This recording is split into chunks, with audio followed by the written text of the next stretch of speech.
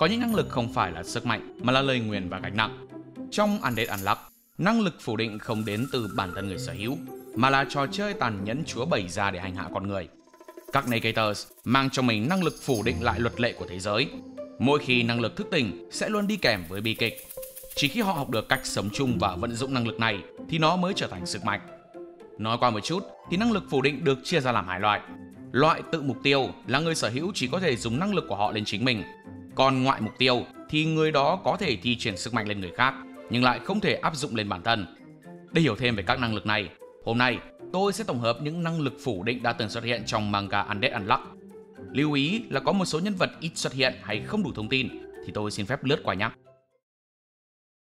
Đầu tiên là Fuko Izumo, nữ chính của chúng ta, có năng lực đụng là trụ theo đúng nghĩa đen. Unluck là năng lực ảnh hưởng đến những người xung quanh. Nó sẽ tự động phủ định vật may của người khác. Khi có ai đó skinship với Fuko thì Unluck sẽ được kích hoạt. Không chỉ con người mà Unluck còn tác động lên những tồn tại phi nhân loại khác như Uma. Do đó cứ chạm vào Fuko là sẽ bị lây vận xui đủ kiểu. Bất hạnh sẽ bắt đầu ngay sau khi đối phương bỏ tay ra khỏi người cô. Level của bất hạnh sẽ thay đổi tùy vào mức độ tiếp xúc thân mật hay mối quan hệ của Fuko với người kia. Khi còn nhỏ, Unluck của Fuko đã thức tỉnh. Cô đã vô tình giết chết cha mẹ mình sau khi hôn tạm biệt họ. Lớn hơn một chút thì Fuko còn làm ông mình bị gãy chân. Dễ thấy nhất là ngay lần đầu gặp mặt, Fuko đã tặng cho Andy combo té cầu rồi bị tàu hôn. Không chỉ vậy, Fuko còn có thể hồ biến mấy thứ từ trên trời rơi xuống, như một thùng chuối hay cả quả thiên thạch khổng lồ. Vì Unluck là năng lực tự động kích hoạt nên nó khá là nguy hiểm, nhưng Fuko vẫn có thể hạn chế bất hạnh bằng cách chùm kín từ đầu đến chân, vì nếu người khác chạm vào cô qua lớp quần áo thì không sao. Sau này, Fuko đã học được cách truyền bất hạnh vào đồ vật mình yêu thích để tạo ra đạn xui rủi. Bằng cách này, cô có thể bắn vận xui của mình về phía kẻ địch, dùng bất hạnh làm vũ khí tấn công. Các món Fuko hay dùng là viên đạn và băng dính. Không chỉ mấy thứ nhỏ nhỏ mà nguyên một cái UFO to đùng cũng dính chưởng đạn xui rủi của Fuko. Ngoài ra, Fuko còn tận dụng mái tóc dài của mình để làm dây roi và quất về phía đối thủ. Bên cạnh đó, ở loop 101, Fuko còn học chiêu bơm vận xui vào linh hồn rồi bắn nó đi như một viên đạn để tấn công kẻ địch. Bên cạnh Unluck của Fuko thì đây là năng lực xuất hiện ngay từ cái tên của bộ truyện. Undead là năng lực phủ nhận mọi thứ liên quan đến chết chóc, bao gồm cả lão hóa. Bên cạnh hào quang nhân vật chính thì năng lực này đã cho Andy kim bài miễn tử. Undead chỉ có tác dụng với mình Andy. Nó giúp anh tự động tái tạo mọi vết thương trên cơ thể. Chỉ cần 30 giây là Andy có thể hồi phục nguyên vẹn. Với kinh nghiệm bất tử và trải qua vô số trận chiến, Andy đã tận dụng Undead để chế ra các skill chiến đấu thần sầu. Là một kẻ bất tử nên Andy không thể chết vì mất máu. Do đó anh đã biến máu thành công cụ để chiến đấu. Andy đã lấy máu làm động cơ phản lực, giúp mình bay như chim hay lướt sóng cực mượt. Ngoài ra, Andy có thể tự do điều khiển máu của mình. Anh thường biến nó thành lưỡi dao tử thần cực bén. Bên cạnh máu thì Andy còn biến cơ thể mình thành vũ khí. Bằng cách lợi dụng sức mạnh tái tạo, anh có thể bắn các bộ phận bị xé nát ra như đạn. Chiêu này được gọi là đạn chia phần. Một số bộ phận mà Andy dùng làm đạn như đầu, tay chân hay nắm đấm. Khỏi phải nói, nguyên một đống này đều có sức công phá hơi bị khủng khiếp. Ngoài ra, Andy còn có thể lấy máu để điều khiển đạn từ xa rồi bắn nó theo cách mà mình thích. Một trong những loại đạn ấn tượng nhất của Andy là đạn xua đuổi. Nghe cái tên chắc bạn cũng đoán được rồi đúng không? Sau khi nhận bất hạnh từ Fuko, Andy sẽ truyền linh hồn của mình vào các ngón tay rồi bắn nó ra. Chiêu này đúng là một mũi tên trúng hai con nhạn, vì Andy không chỉ né được bất hạnh mà còn có thể quăng vận xui cho đối thủ. Mà nếu chỉ bắn đạn bình thường thôi thì chán lắm. Lâu lâu Andy còn quay tay chân mình vòng vòng để búp sức mạnh. Chiêu này gọi là đạn xoáy. Tóm lại là xoáy bao nhiêu vòng thì sẽ mạnh lên bấy nhiêu lần. Nó cũng khá có ích khi Andy cận chiến. Đạn máu đặc biệt của Andy là đạn đỏ thẫm. Để làm được điều này thì Andy phải tập trung tái tạo toàn bộ máu và canxi đã mất vào một đầu ngón tay, giúp viên đạn có thể bắn ra cực mạnh. Vì chiêu này mạnh quá nên sau khi sử dụng, Andy sẽ khá là mất sức và hồi phục cũng chậm hơn. Có một điều thú vị là trong thế giới của Undead Unluck, mặt trăng luôn là hình tròn, vì trăng lưỡi liềm chỉ xuất hiện trong tuyệt kỹ của Andy. Đầu tiên là chiêu trăng lưỡi liềm đỏ. Andy cho kiếm vào bên trong cẳng tay rồi dùng tốc độ tái tạo để rút nhanh chém mạnh. Tiếp đến là trăng lưỡi liềm đỏ thẫm. Đây là đòn tấn công cực nhanh của Andy. Anh đâm kiếm vào xương sống rồi chém theo chiều dọc. Anh có thể tạo ra liên hoàn huyết chém đánh sập hết mấy tòa nhà ở khoảng cách xa. Ngoài kiểu lượn sóng lúc nãy, Andy còn có thể biến máu thành lưỡi kiếm hình chữ thập. Ngoài ra, Andy còn tăng tốc bằng cách cắt đứt tay và cẳng chân ở một bên, rồi dùng máu bắn ra để tạo ra các lưỡi chém hình tròn. Lúc này Andy hệt như tử thần vậy, vừa bay qua một phát là cả đám chết như rác. Vì có điều khiển máu nên đôi khi Andy không cần dùng kiếm để chiến đấu, vì máu của anh có thể biến hình tùy thích. Sau khi tự tả thương mình, Andy sẽ làm đông cứng máu bắn ra, tạo thành một lưỡi kiếm.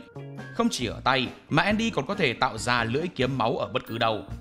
Dù chỉ còn một nửa hay bị đánh gãy xương thì Andy sẽ không bỏ sót bất kỳ cơ hội nào để phản công. Như cái lần bị Fang làm gãy tay, Andy đã bắn chỗ xương đó ra ngoài bằng lực tái tạo. Cái hay của Undead là nó có thể cho ra lò nhiều tuyệt kỹ khác nhau. Sau khi học hỏi từ Victor, Andy đã dùng một số chiêu thức xịn sò và biến nó thành của riêng mình. Đầu tiên là Death Vulcan. Thay vì một ngón thì bây giờ Andy có thể bắn liên tiếp cả 10 ngón tay như súng thần công để áp đảo đối thủ. Tiếp đến là Death Road.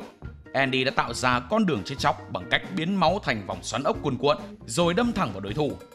Ngoài những kỹ thuật thông thường, đôi khi Andy cũng hay dùng máu để cường hóa thanh kiếm của mình. Sau khi được phủ máu cứng, lưỡi kiếm sẽ tăng sức mạnh và to ra, biến nhát chém của Andy hệt như một vầng trăng lưỡi liềm đỏ thẫm. Quay lại với những kỹ thuật đặc biệt do Andy tự chế, thì nổi bật nhất chính là Death Core Death. Đây là combo Andy đã sáng tạo trong lúc ngàn cân treo sợi tóc. Andy đã chia cơ thể mình thành 3 phần là xương, máu và da. Sau đó anh truyền linh hồn vào mỗi phần để điều khiển chúng. Một biến thể từ chiêu này là Death Shadow. Andy đã tạo ra các bản sao bằng máu của mình. Ngoài mấy đòn máu thịt ra thì Andy cũng có thể xuất hồn với kỹ thuật chiếu hình Astral. Sau khi tưởng tượng hình dạng mà mình muốn, linh hồn của Andy đã bay ra ngoài. Ở loop thứ 101, Andy thành thạo đến mức có thể biến linh hồn thành các sợi xích để trói các luật lệ. Không chỉ dây xích mà Andy còn có thể tạo ra kiếm linh hồn gọi là trăng lưỡi liềm bạc. Ngoài ra, Andy còn có thể bắn các mảnh linh hồn từ ngón tay để tấn công kẻ địch. Bên cạnh đó, linh hồn được Andy đưa vào kiếm rồi dùng nó để chém. Làm như vậy sẽ hiệu quả khi tấn công đám Ghost. Victor, người đồng sáng lập Union cùng với Jewish, sau khi anh biến mất thì nhân cách Andy đã xuất hiện. Nói cho dễ thì cả Victor và Andy đều là một người, nên dĩ nhiên năng lực của họ giống nhau, nhưng vẫn có điểm khác biệt ở chỗ các biến thể từ Undead và level sức mạnh. Vì xuất hiện đầu tiên nên Victor là cha đẻ của một số kỹ thuật mà Andy hay dùng. Đầu tiên chính là đạn phân chia. Victor không chỉ có thể bắn cùng lúc nhiều ngón tay mà còn pro tới mức tạo ra được cả các bản sao từ chỗ ngón tay đó. Máu chính là vũ khí ưa thích của Victor. Đầu tiên là Deadline. Victor tạo ra một luồng máu khổng lồ rồi biến nó thành các đòn chém lớn. Máu của Victor bén đến mức quật luôn bê tông cốt thép, phá hủy nguyên một vùng Shinjuku. Một biến thể khác là Deadline Blade. Cái này giống thanh kiếm máu từ tay của Andy, nhưng kiếm của Victor thì dày và mạnh hơn. Chỉ một nhát chém lớn mà kéo dài đến vài km, thậm chí nó còn chém được luôn cả mây. Ngoài ra, Victor còn dùng đầu ngón tay của mình làm súng máy. Sức công phá của nó thì đỉnh khỏi bàn. Không chỉ đạn ngón tay mà Death Road của Victor cũng áp đảo Andy. Chị đại đứng đầu Union với năng lực Unjustice. Năng lực này sẽ phủ định tất cả khái niệm công lý ở người khác. Unjustice có thể kích hoạt theo ý của Jewish bất cứ khi nào cô hỏi đối phương về công lý của họ là gì. Sau đó, cô bắt buộc đối phương phải làm những thứ đi ngược với niềm tin của họ. Ví dụ như tấn công đồng đội hoặc làm mấy pha tự hủy. Giống như Unluck, Unjustice của Jewish có thể điều khiển được cả ma và người ngoài hành tinh. Một năng lực như đá thẳng vào máy phát điện nói dối. Untruth là kiểu năng lực chỉ tác động lên những người xung quanh. Nó sẽ tự động kích hoạt nếu Shen nhìn thẳng vào những người mà anh có hứng thú. Untruth sẽ phủ định tất cả những suy nghĩ có ý thức trong đầu đối phương, bắt người đó hành động ngược lại với những gì đang định làm. Ví dụ đang muốn đá chân trái mà bị Shen nhìn xong tự nhiên đổi qua đá chân phải. Hạn chế của Untruth là nếu đối phương biến mất khỏi tầm nhìn của Shen thì họ sẽ thoát được năng lực này. Vì đây là năng lực tự động kích hoạt nên những người Shen thích cần phải tránh bị anh nhìn trúng. Mấy người này có thể là Groot hay bạn bè chẳng hạn. Vậy nên Shen thường mắt nhắm mắt mở để tránh mọi người xung quanh gặp rắc rối. Vì Untruth sẽ phủ nhận những hành động của đối phương, nên lúc chiến đấu, Shen cần phải liên tục nghĩ xem hành động nào bị đảo ngược thì sẽ có lợi cho mình. Với những tay lão luyện thì càng khó để đoán được di chuyển của họ. Tiếp đến là cô bé xinh xắn luôn đi cùng Shen. So với các phủ định giả khác, Mui không có nhiều cơ hội để thể hiện năng lực của mình, nhưng bù lại, cô sở hữu tận 2 năng lực khác nhau. Trong lúc 100, Mui là cấp dưới của Shen. Cô đã kế thừa Untruth sau khi anh mất. Ở vòng lặp cuối, Mui đã được Fang chuyển lại Unfade trong trận chiến chống lại Master Rules. Bé Loli sở hữu sức mạnh hủy diệt. Tatiana luôn phải ở trong bộ đồ robot vì nó sẽ giúp cô bé khống chế năng lực của mình. Untouchable là năng lực tác động lên mọi người xung quanh và nó luôn trong trạng thái tự động kích hoạt. Cơ thể của Tatiana được bao phủ bởi một bức tường bất khả xâm phạm nên cô bé không thể chạm vào bất cứ thứ gì. Nhưng khi Tatiana mở miệng ra thì sẽ tạo ra một lỗ hổng. Nhờ vậy mà cô bé có thể ăn uống được. Vì Untouchable ngày càng lan rộng hơn nên bộ đồ robot đã giúp nó kìm hãm sức mạnh để không bị phình to ra. Ở bên trong bộ đồ, Tatiana đã học cách kiểm soát và điều khiển các chức năng bằng sóng não. Dù luôn ở trong con robot, nhưng cô bé có thể làm bất cứ điều gì mà mình muốn, như bắt tay và thoải mái bay lên cao. Ngoài ra, bộ đồ này còn có thể chiến đấu như bắn tỉa laser, phóng nắm đấm, bật chế độ khiên bảo vệ đồng minh và bao vây đối thủ. Untouchable là một năng lực nguy hiểm. Nếu bộ đồ robot mở ra, sẽ giải phóng áp suất to bên trong và cho bay màu mọi thứ xung quanh. Dù nguy hiểm, nhưng Untouchable là một năng lực khá mạnh trong chiến đấu. Tatiana có thể tạm thời mở rộng rào chắn. Từ trường này không thể bị phá hủy, thậm chí nó còn mạnh hơn các bức tường của Unchanged. Bán kính của lớp Untouchable thay đổi tùy theo cảm xúc và ý chí của Tatiana. Cô bé có thể điều khiển Untouchable để tạo ra vụ nổ nhỏ hay lớn tùy ý. Nhà phát minh số 1 của Union bị chúa nhồi sọ theo đúng nghĩa đen. Unforgettable được kích hoạt ngay sau khi vợ của Nico mất. Nico sẽ nhớ tất tần tật mọi thứ từng xảy ra, dù là nhỏ nhặt nhất. Những thứ như nhiệt độ cơ thể của đối phương, mùi máu của kẻ thù hay thậm chí là từng vết sẹo trên cơ thể của người khác. Tóm lại là Nico sẽ không thể quên bất cứ thông tin nào mình đã tiếp nhận. Nico luôn cảm thấy đầu óc mình như bị đè nát vì đống thông tin vớ vẩn. Vì Unforgettable chỉ lưu lại những ký ức sau khi năng lực kích hoạt, nên những thứ từ thời điểm trước đó ngày càng mờ nhạt. Với những thông tin về Union thì Nico sẽ giữ những đồ vật gợi nhớ đến kỷ niệm như phát minh và huy hiệu. Cơ mà Unforgettable cũng có điểm hay ho là Nico có thể copy phong cách chiến đấu của người khác. Cái này giúp Nico đánh bại mấy tay lão luyện như Shen, Mui và Andy. Ngoài ra, Nico thường chiến đấu bằng các quả cầu Psychopod do anh phát minh. Psychopod còn là ổ USB để Nico lưu trữ những ký ức không cần thiết của mình và thông tin về phong cách chiến đấu để có thể tái tạo chúng. Mấy quả cầu này có thể bắn tia laser và tạo ra bản sao của con người dựa trên ký ức của Nico. Giống như Nico, Ichiko cũng là một nhà khoa học của Union. Năng lực Unsleep khiến cô không thể ngủ. Sau khi cố gắng chống chọi, Ichiko đã chết vì kiệt sức. Ở lúc thứ 101, nhờ Fuko gợi ý mà Ichiko đã dùng cách xuất hồn để cho cơ thể được nghỉ ngơi. Vì năng lực phủ định gắn với linh hồn, nên khi xuất hồn thì cơ thể sẽ không bị nó ảnh hưởng nữa. Sau khi xuất hồn nhiều lần, Ichiko đã hiểu rõ hơn về linh hồn và năng lực của mình. Trong Ragnarok cuối cùng, Ichiko có thể biến linh hồn của mình thành dây xích để trói Sol. Nhóc Brazil nóng tính như kem với siêu tốc độ. Từ khi có năng lực phủ định, Top đã cosplay thành Sonic. Unstoppable sẽ phủ định mọi sự dừng lại của người sở hữu. Sau khi Top đạt đến một tốc độ nhất định, nếu cậu muốn dừng lại thì sẽ bị đẩy đi nhanh hơn gấp đôi. Do đó, Top thường bị chấn thương khi dùng Unstoppable. Ở loop 101 thì điều kiện để dừng lại đã thay đổi. Top có thể tự dừng nếu cậu dùng chân phá hủy một cái gì đó. Khi Top bùng hết sức và vượt qua tốc độ ánh sáng, cậu sẽ tung ra một cú đá thân sâu có thể đập tan mọi thứ. Sau khi xài cứng Unstoppable, Top đã cho sếp nhỏ Fuko húp chọn một cú đá giáng trời. Khi bé trai phải bán mình cho tư bản, năng lực Unfeel đã phủ nhận mọi giác quan và cảm xúc của Phil. Cơ thể của Phil đều là máy móc và cổ vật, chỉ có bộ não là thứ duy nhất còn sống. Ở arc Unfeel, Phil đã dùng cổ vật Entrustor lên chính mình. Sức mạnh của cổ vật này nằm ở cảm xúc của người sử dụng. Họ phải hiến dâng cả cơ thể cho nó. Đây là một thứ vô cùng nguy hiểm. Với Unfeel thì Phil sẽ không sợ bị nó rút cạn cảm xúc. Nhờ vậy mà cậu bé đã đánh bại lũ quái vật không gian và thoát ra ngoài. Vì có Unfeel nên cậu bé đã tránh được mọi cảm giác đau đớn của cơ thể robot này. Phil chiến đấu nhờ các cổ vật. Nhóc có thể bắn tia laser và có thể bay lơ lửng. Trong vòng lặp 101, Phil có thêm kỹ năng khác là hack máy móc. Nếu những phủ định giả khác có năng lực từ trên trời rơi xuống, thì Ishin đã thừa hưởng Unbreakable từ ông của mình. Ishin là tên của gia đình Haruka. Họ là những thợ rèn với năng lực phủ định được truyền qua nhiều thế hệ. Với năng lực Unbreakable, mọi thứ nhà Ishin làm ra sẽ trường tồn với thời gian. Mấy món vũ khí của họ tuyệt đối bền chắc uy tín, dù bị kẻ địch giã thế nào cũng không thể vỡ. Đồ của Ishin làm ra đều có logo bất bại, được viết bằng chữ kanji. Thanh kiếm của Andy là một trong số đó. Cây pháo siêu to khổng lồ của Union cũng là hàng của nhà Ishin. Ngoài ra, Ishin có thể biến những mảnh vỡ thành một cái khiên bất khả xâm phạm, chặn mọi đòn tấn công của kẻ địch. Billy là một trong số những nhân vật có nhiều skill nhất nhì bộ truyện. Unfair sẽ phủ nhận sự công bằng và giúp anh sao chép các năng lực phủ định khác. Ở loop thứ 100, điều kiện để sao chép là mục tiêu phải xem Billy như kẻ thù. Trong khi đó, ở vòng lặp cuối, Billy phải thừa nhận sức mạnh của đối phương thì mới sao chép năng lực của họ được. Tôi sẽ show cho các bạn bộ sưu tập năng lực đồ sộ của Billy. Unstoppable của Top, Undead của Andy, Unjustice của Juice, Unmove của Chikara, Unchange của Gina, Unruin của Ruin, Undraw của Yusai, Untell của Tella. Billy đã sao chép Unbreakable của Ishin, nhưng những vật phẩm anh tạo ra từ nó vẫn có thể bị phá vỡ. Ông Ishin giải thích, Unbreakable chỉ có thể truyền cho một người kế thừa duy nhất. Những người không thừa hưởng linh hồn Unbreakable thì phải luyện tập trong nhiều năm mới dùng được nó.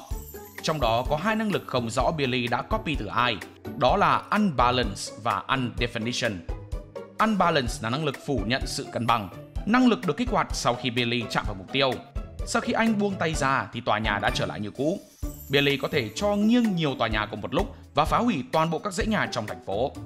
Billy đã dùng Undefinition để phủ định hình dạng của Blood và cứu mạng Tatiana. Người dùng năng lực này có thể làm bất cứ thứ gì họ chạm vào mất đi hình dạng hoặc định nghĩa của nó. Billy đã cho quả cầu máu vỡ banh chành, hay nói đúng hơn là tách nhỏ nó ra để giúp Tatiana không bị nghẹt thở. Khi bạn đam mê làm main nhưng bị dí cho năng lực biến thành người qua đường, Unseen chỉ có tác dụng lên bản thân Sean và những gì thuộc về cậu như quần áo, mũ. Mỗi khi Sean nhắm hai mắt lại thì cậu sẽ biến thành người vô hình. Năng lực này khá bất tiện vì mỗi khi kích hoạt nó thì Sean cũng không nhìn thấy gì. Kiểu như tôi là người vô hình, tôi không thấy bạn và bạn cũng không thấy tôi. Theo lời của Rip thì Sean đã ghép con mắt thứ ba và khắc phục được điểm yếu này. Trong lúc thứ 101, Sean đã mở rộng năng lực của mình. Bất kỳ ai được Sean chạm vào cũng trở nên vô hình như cậu. Fang là một võ sĩ người Trung Quốc và là sư phụ của Shen. Từ lúc năng lực được kích hoạt thì Unfade sẽ phủ nhận mọi sự lão hóa của người sở hữu nó. Tóm lại là người đó sẽ không thể ngủm vì tuổi già. Nghe qua thì chắc các bạn cũng đã biết đây là năng lực chỉ có tác dụng lên bản thân của Fang và nó là loại tự động kích hoạt mà không cần điều kiện gì cả. Khác với mọi người, Fang đã chủ động tìm đến năng lực này vì ông khao khát được mạnh hơn và được trẻ lại, nên Fang đã gia nhập Under để tìm cổ vật. Cuối cùng, Fang dùng Life is Strange để khôi phục cơ thể về thời kỳ đỉnh cao. Tác dụng của Unfade là Fang có thể nhìn thấy linh hồn, ví dụ như con rồng và linh hồn của Ichiko trong Arc Language. Người ta hay nói muốn sống vui vẻ thì không nên biết quá nhiều. Vì lỡ biết được tin tuyệt mật nên Ano đã bị chúa gieo rắc bất hạnh. Ano là tác giả của To You From Me. Đây là bộ shoujo manga yêu thích của Foucault. Năng lực Unknown đã phủ định toàn bộ sự tồn tại của anh. Mọi thứ bắt nguồn từ khi Ano còn bé. Anh đã tìm thấy cổ vật G-Liner.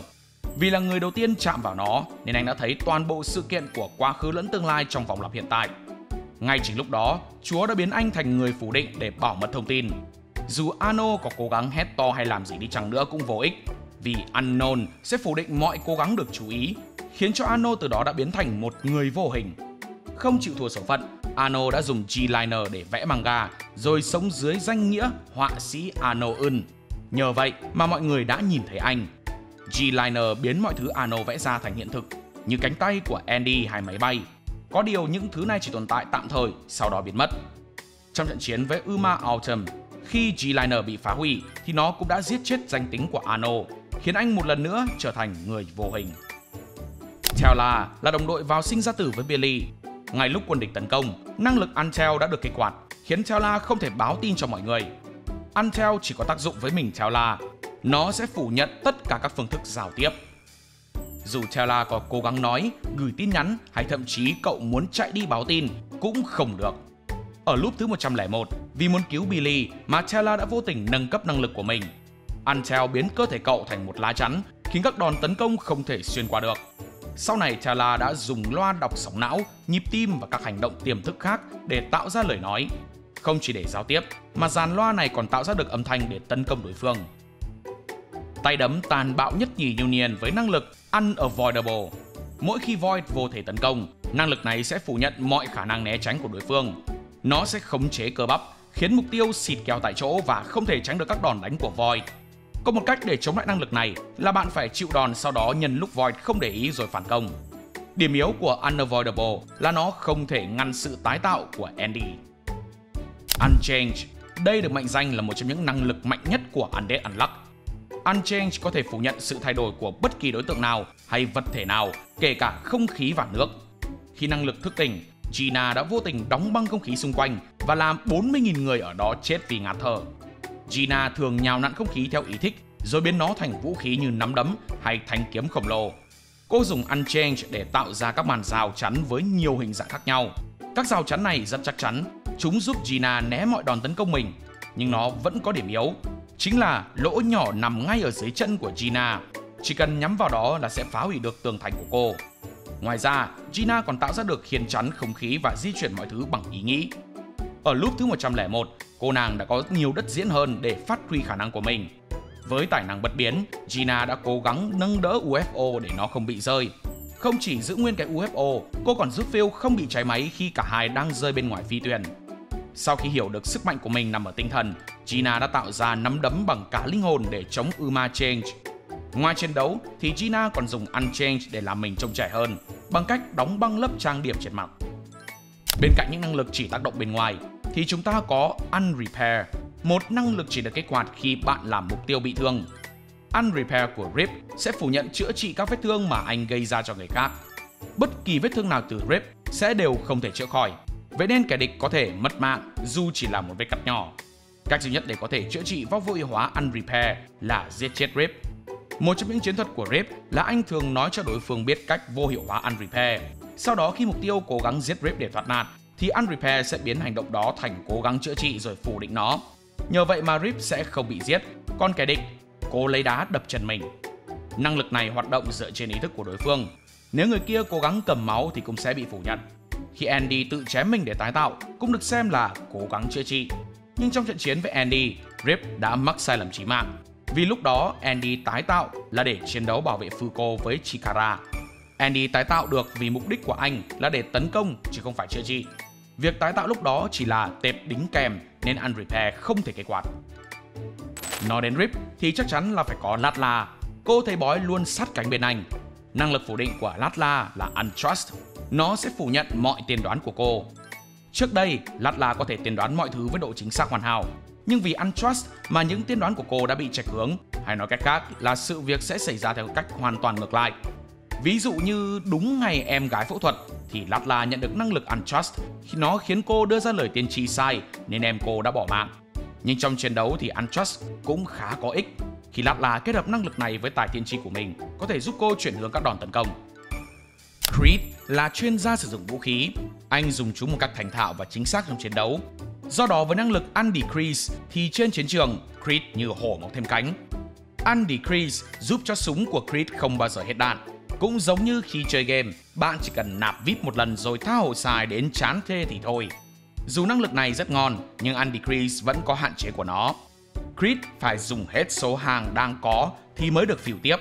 Ví dụ nếu bom của Creed không nổ thì anh sẽ phải chờ nó nổ thì mới được dùng Undecrease. Ngoài ra Undecrease chỉ có tác dụng nếu Creed là chủ nhân của món đồ đó. Như cái lần dùng pháo điện của Union, Creed phải chờ đến khi Juice trao quyền sở hữu tên lửa cho anh thì anh mới có thể kích hoạt được Undecrease. Bên cạnh những tay lão làng thì tiếp theo chúng ta có một mầm non chiến đấu. Với Unmove, Chikara có thể đông cứng chuyển động của bất cứ ai hay thứ gì cậu nhìn. Đây là loại năng lực tự động kích hoạt nên Chikara khó mà kiểm soát được nó. Điều kiện kích hoạt của năng lực này là Chikara phải đứng yên và giữ mục tiêu trong tầm mắt. Nhưng cậu có thể lách luật bằng cách đứng trên quả cầu bay của Nico hay ngồi sau lưng Top, miễn là cơ thể của cậu không tự ý di chuyển là ok. Khi Unmove bị vô hiệu hóa, những thứ bị ảnh hưởng sẽ tiếp tục chuyển động. Như lúc Unmove vừa tắt là đạn ngón tay của Andy đã lập tức bắn Latla. Ngoài ra Unmove chỉ có thể dừng những thứ Chikara nhìn thấy trực tiếp nên nó không thể đóng băng không khí, linh hồn hay ma quỷ. Thêm một mầm non đã vào đời từ sớm là Bunny. Cô bé có năng lực phủ định Unback. Nói nôm na thì nó giống như túi thần kỳ của con mèo ú. Với năng lực này, Bunny có thể cất hết tất cả thế giới trong bộ đồ thỏ của em. Bunny chỉ cất chúng đi, khi cần thì có thể lấy ra bất cứ khi nào.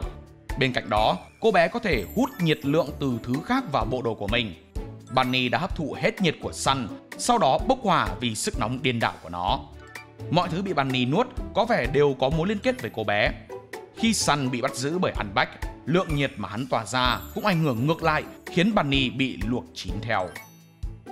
Yusai là sư phụ đã dạy kiếm thuật cho Andy. Cô sở hữu năng lực Undraw. Nó phủ định bất kỳ hành động nào liên quan đến việc rút đồ vật ra khỏi một vật khác. Ví dụ như ngăn kẻ thù rút kiếm khỏi vỏ hay rút súng ra khỏi bao. Bình thường các năng lực phủ định chỉ có hai loại. Một là ảnh hưởng lên bản thân, hai là ảnh hưởng đến những người xung quanh. Nhưng Undraw của Yusai có thể tác động lên chính cô và cả những người khác. Là một kiếm sĩ nhưng lại không thể rút thanh katana của mình ra để chiến đấu. Mà không chỉ mấy thứ như vũ khí đâu, cô ấy còn bị mắc kẹt đôi đũa hai cái bầu nước trong miệng như một trò đùa.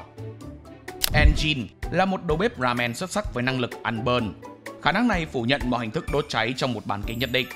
Engine đã dùng Unburn để dập tắt nhiệt lượng của mặt trời, giúp cả nhóm hạ cánh an toàn. Sau đầu bếp yêu ramen thì đã có nữ idol nhân danh sức mạnh của tình yêu. Sadako sở hữu năng lực Unchased. Cô có thể tự do chọn mục tiêu để kích hoạt năng lực. Sadako sẽ thả dáng bắn tim để thi triển Unchased, làm đối phương bị quyến rũ và lao thẳng vào cô. Mục tiêu của năng lực này là những người hiểu về tình yêu, nhưng với điều kiện họ phải đang ế hoặc chưa cờ đút ai. Có hai cách để vô hiệu hóa Unchased. Một là đối phương chưa biết ái tình là chi, và hai là người đó đã tìm được chân ái của đời mình. Trong lúc thứ 101, Kururu đã nâng cấp năng lực của mình lên đáng kể. Unchased sẽ xóa đi người mà đối phương yêu trong ký ức, rồi thay thế họ bằng Kururu. Những người miễn nhiễm trước đó bây giờ đều bị dính chưởng. Ngoài idol thì còn một em gái cũng đáng yêu không kém. Từ nhỏ, Lucy đã hay bệnh liệt giường, nay thêm năng lực Unhealthy thì đúng là ối rồi ôi. Năng lực này sẽ phủ định mọi dạng sức khỏe trong cơ thể của Lucy. Lúc đầu Lucy nghĩ năng lực này là lỗi, nhưng hóa ra nó lại là tính năng. Sau khi hợp thể với Uma Ghost, cô bé đã có thể tự do xuất hồn. Bằng cách xuất hồn, Lucy đã tìm ra mẹo để cải thiện sức khỏe của mình. Vì năng lực của em có liên kết với linh hồn, nên mỗi khi xuất hồn rồi quay trở lại cơ thể, Lucy sẽ phục hồi được một chút thể lực. Nếu Unhealthy không thể đánh gục bạn, thì hãy đến với thanh niên cuồng tín và Unruin của anh ta. Năng lực Unruin giống như một phần của Undead. Ruin có thể dùng máu làm vũ khí nhưng sẽ không thể tái tạo cơ thể. Sau khi hợp nhất với Blood và Shadow, Ruin biến chúng thành vũ khí để chiến đấu để nâng cấp sức mạnh của mình. Ruin có thể điều khiển được máu sau khi anh thuần hóa Blood. Một số thứ mà Ruin tạo ra bằng máu như đôi cánh, các bản sao hay một quả cầu máu khổng lồ để thổi bay cả một thành phố. Ở lúc thứ 100, Billy đã cho Ruin biết Unruin chỉ là hàng nhái của Undead. Vì không phải kẻ bất tử, nên Unruin không thể phủ nhận cái chết của mình trong các vòng lặp trước đó. Undead Unluck là tập hợp của những con người với năng lực độc nhất vô nhị. Họ đã biến bất hạnh thành sức mạnh và viết lại luật lệ của cuộc đời mình. Trong số các năng lực trên, bạn ấn tượng với cái nào nhất? Hãy để lại comment của mình xuống phía dưới để cho Anime Rewind biết với nhé. Còn bây giờ thì nếu thấy hay, nhớ để lại một like và một share để ủng hộ chúng mình. Đừng quên bấm nút subscribe cái tên nút chuông thông báo và nhớ đăng ký cả hội viên để không bỏ lỡ những video hấp dẫn phía sau. Cảm ơn các bạn đã xem video. Hẹn gặp lại trong những video tiếp theo. See ya!